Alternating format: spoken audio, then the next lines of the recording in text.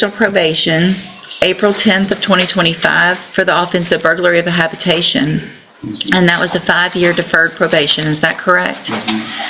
The motion alleges that you violated your probation. Count 1 alleges that you failed to report as directed to the probation department for the months of May and June of 2025, and then also July of 2025. Is that true or not true? And then count 2 alleges that you failed to provide verification of performing the community services required. Is that true or not true? True. Then count 3 alleges that you failed to provide verification of completing the theft prevention class as ordered. Is that true or not true? True. And then finally, count 4 alleges that you're behind in your court-assessed fees. And is that true or not true? True. Did you enter your pleas of true to counts 1 through 4 freely and voluntarily? Yes. And did you plead true to those counts because they're actually true? Yes. I also have here on the tablet, in this case, some documents that have your signature on them that the state's marked as exhibit number 1. Did you also go over this with Mr. Rojas? Yes, ma'am. And do you fully understand them? Yes.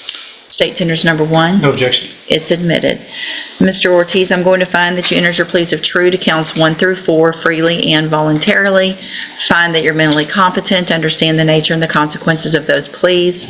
Find sufficient evidence at this time to find you guilty, and at this time find you guilty of burglary of a habitation.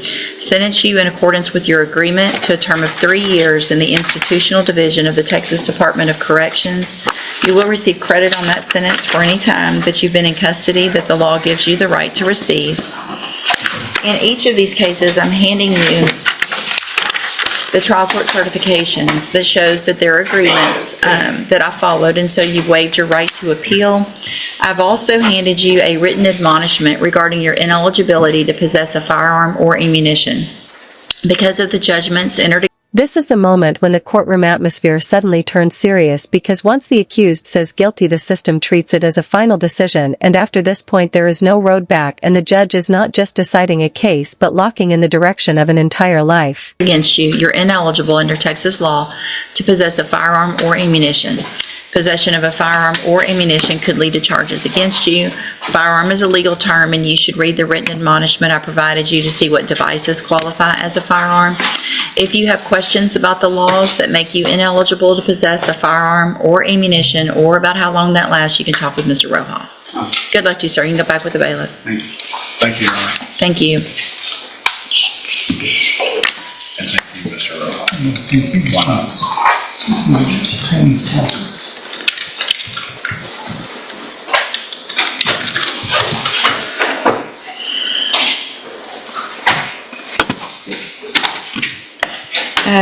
Randolph Vines, Mr. Rojas. Mr. Rojas is getting a gold star this morning. It's been a while since I had one. Rusty star. Luke deserves that. But most of these cases are yours. True. Oh, well, y'all might have to share a star, huh? I don't require. I'll take a whole thing. It's always nice to get a gold star. Do I still have one?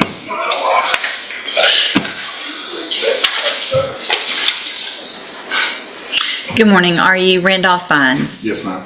And will your client waive the formal reading of the indictment? He will, Your Honor. Mr. Vines, in cause number 25 DCCR 1154, the state has elected to proceed on count 1 only, and in that count to the lesser included offense of a Class A misdemeanor, unlawful. People often think state jail sounds light, but in reality this phase is mentally and emotionally very heavy. The agreement may be followed, but the weight of punishment is felt every single day, and from here the reality of simply serving time truly begins. Carrying a weapon from June 29th of 2025, and how do you plead to that charge? Guilty. And are you pleading guilty freely and voluntarily? Yes, ma'am. And are you pleading guilty because you actually did what they've charged you with? Yes, ma'am. I have here on the tablet some documents that have your signature on them that the state has marked as exhibit number 1. Before you sign these, did you go over them with Mr. Rojas? Yes, ma'am. Do you fully understand that? Yes, ma'am. And do you understand, if I follow the agreement that you've made with the district attorney, that you'll be waiving or giving up any right to appeal? Yes, ma'am. And are you a U.S. citizen? Yes, ma'am. State tenders number 1. No objection. It's admitted. Is there any evidence that Mr. Vines is not competent? No, Your Honor. All right, sir, I'm going to find that you entered your plea of guilty freely and voluntarily. Find that you're mentally competent and understand the nature and the consequences of your plea. Find sufficient evidence to find you guilty, and at this time find you guilty of the lesser offense of unlawful carrying a weapon. Sentence you in accordance with your agreement to a term of 90 days in the Jefferson County Jail. You will receive credit on that sentence for any time that you've been in custody that the law gives you the right to receive. I feel like this might be one, I don't know all the misdemeanors, but I feel like this is one. Yep. So I'm handing you the trial court certification that shows this was an agreement that I followed, so you've waived your right to appeal. I also handed you a written admonishment regarding your ineligibility to possess a firearm or ammunition. Because of the judgment entered against you, you're ineligible under Texas law to possess a firearm or ammunition. Possession of a firearm or ammunition could lead to charges against you. You obviously know this based on what you're charged with, but I'm required to read it.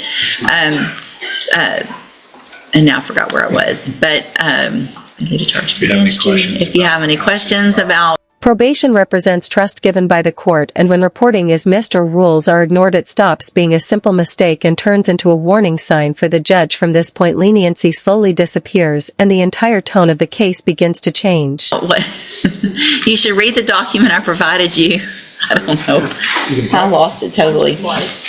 If you have any questions about the laws that make you ineligible to possess a firearm or ammunition, or about how long it lasts, you can talk with Mr. Rojas. Yes, ma'am. You can go back with the bailiff. That's what I get for not reading it. I'm reading it in my head. I don't even know where my copy of it is anymore. I've said it so many times. But I can't stop in the middle and then restart. That's not good.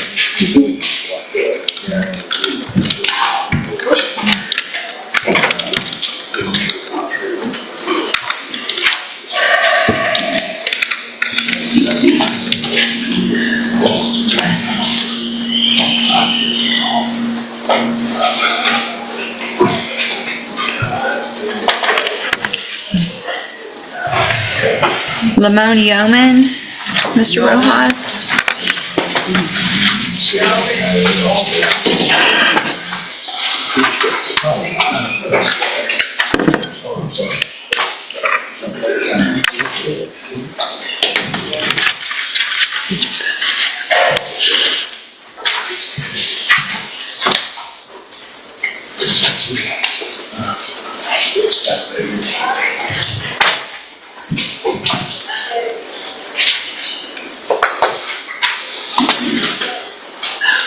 Give me just a second. I'm going to print these out. They're both MTRPs, and it's just easier to find me.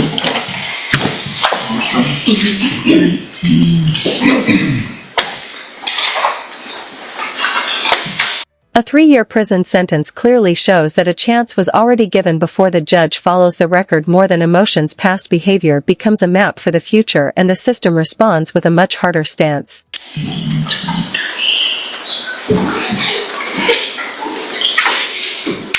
Good morning. Are you Lamone Yeoman Jr.? Yes, ma'am.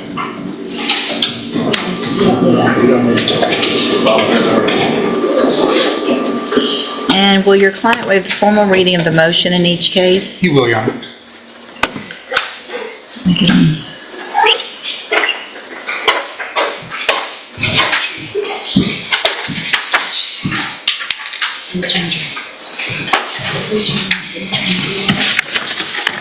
Should have another one coming also.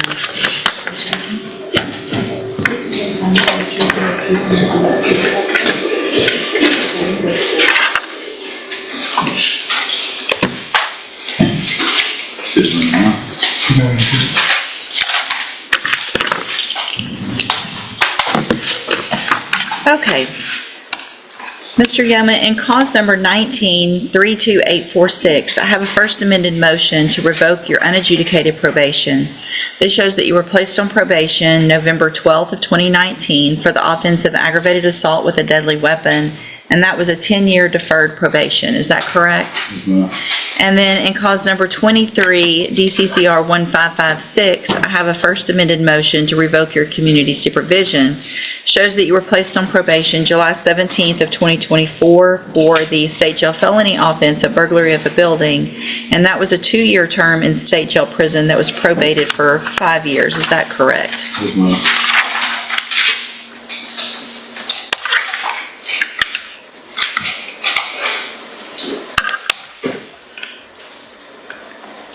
A weapon-related warning is never just a formality. The court makes it clear that the next mistake can carry serious consequences. Firearm laws are extremely strict, and once the system gives a warning, it never forgets. Each of these cases allege that you violated your probation. Count 1 in each case alleges that you failed to avoid persons or places of disreputable or harmful character, and specifically avoid association with any person previously convicted of a crime, or be present in a location where a criminal act is committed, in that you were supplying other residents of the Cheyenne Center with K2 synthetic marijuana. And is that true or not true? Is it okay? The first one. It's true. Okay. Count 2 in each case alleges that you failed to report to the probation office as directed April 2nd and April 3rd of 2025, and is that true or not true? True. Count 3 in both cases allege that you possessed a drug, K2, on or about March 30th of 2025 in violation of your order. Is that true or not true? Not true. Not true? Okay. Count 4 alleges that you failed to successfully complete the safety program as directed. Is that true or not true? True. Count 5 in each case alleges that you committed the new offense of possession of a controlled substance, penalty group 1, August 8th of 2025, and is that true or not true? True.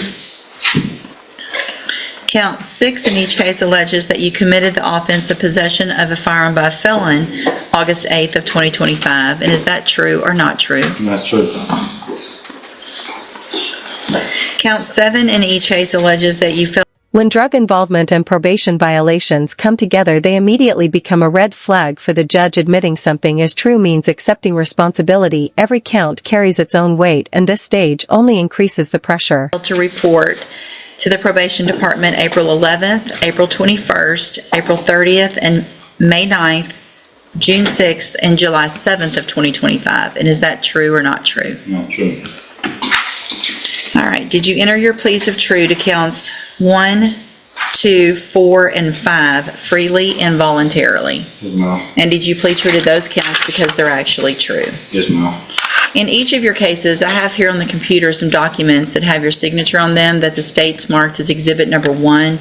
Before you signed these, did you go over them with Mr. Rojas? Yes, ma'am. Do you fully understand them? Yes, ma'am. And do you understand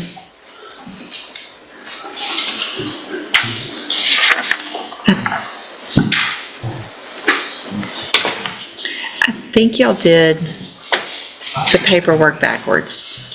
We did originally, then we corrected it. At least I thought we did. So, It is a cap of 8 on 19-32846, and a cap of 2-year state jail on 23 DCCR 1556. well, it's set, hold on. Anna, can you send me back 23-1556? I just sent it.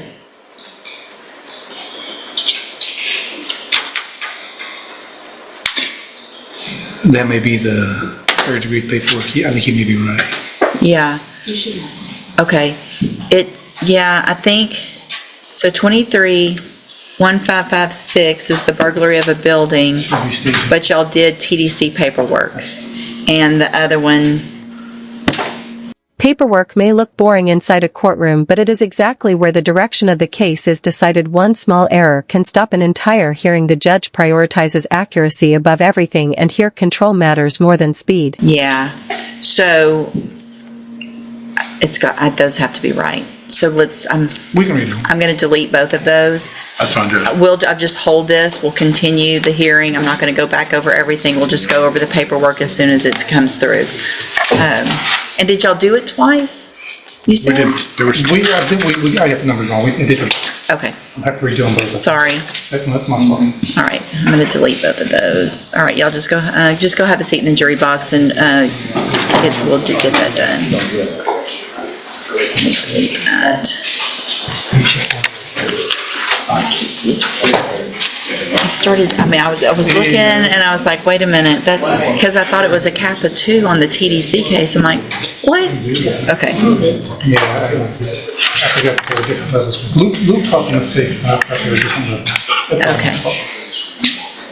Do you want to plead Hendricks now, or do you want to do them when we do the other guy? Go ahead and get that one done, and that way I don't keep this over here and get confused for too long, and I'll take care of a couple other things. Let's see. Mr. Kimler, you have Sheena Harmon. yes, sir.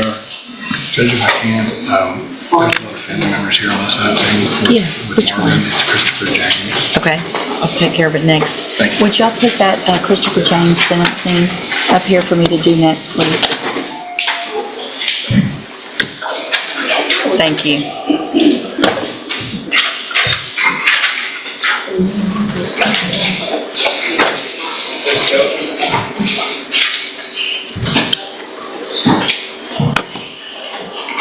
Ms. Malfino, on Breaking electronic monitoring is seen as direct defiance by the court, and when past convictions follow along, the judge does not look at just one mistake but the entire history. The record follows like a shadow, and the sentence comes from that foundation. Colton Armstrong with Mr. Kimler. Is it yours? This is Harmon. This is What did Harmon. I- You call This is Harmon. Oh, that's why never mind. Just testing everyone. Okay. Gosh, I feel like Monday. All right, are you Sheena Harmon? Yes, ma'am. Not Colton Armstrong? Are you sure? Yes, ma'am. Okay. And will your client waive the formal reading of the indictment? So wait.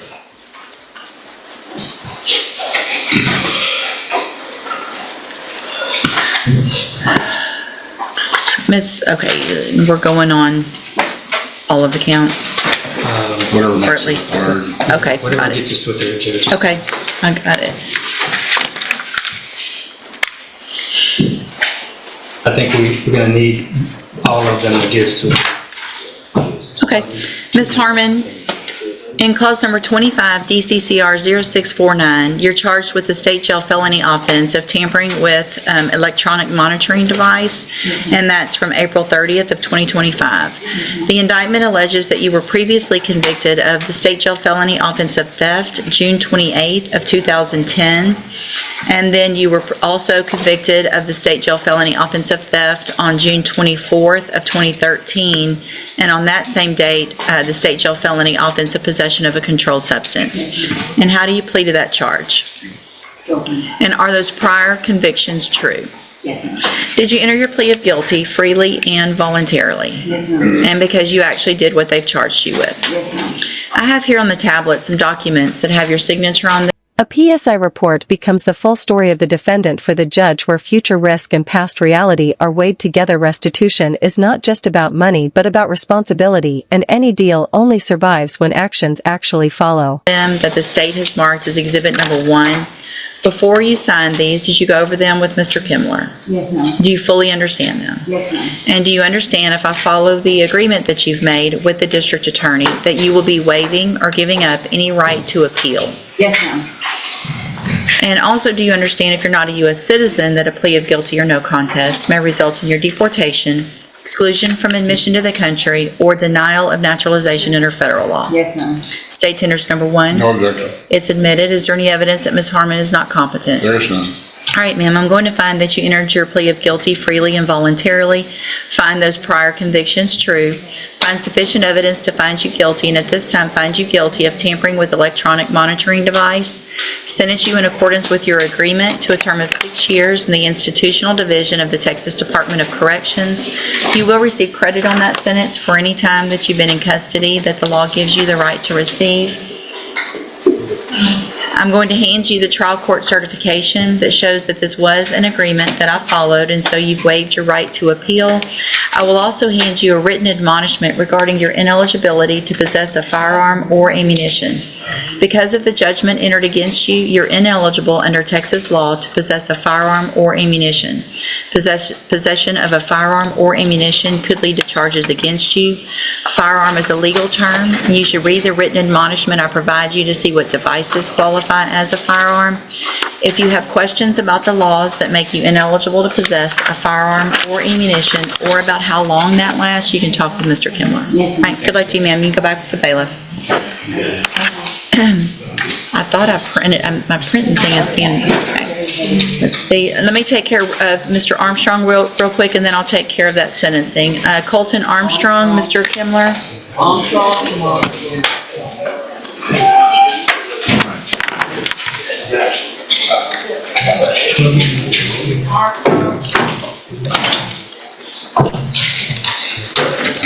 Just pleading this is a third degree. Thank you.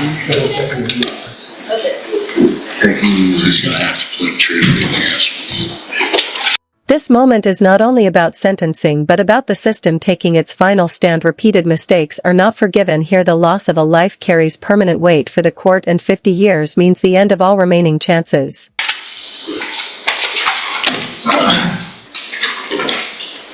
I guess there's some first.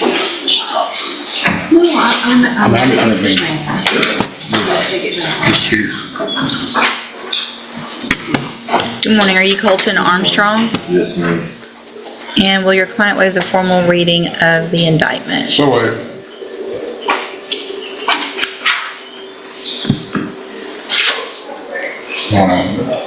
One, two.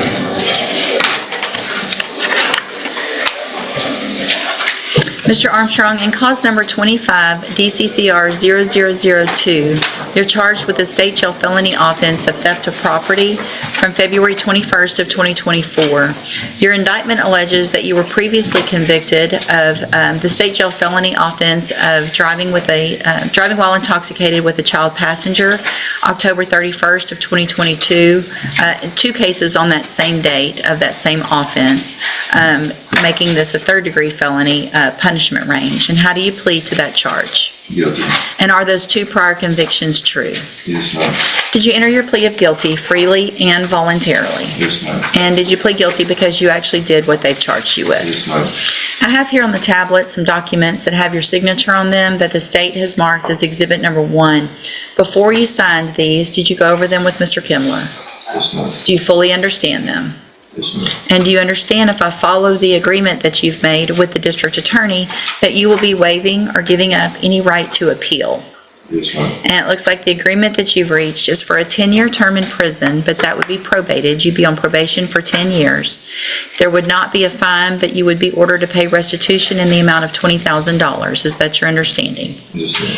Do you also understand, excuse me,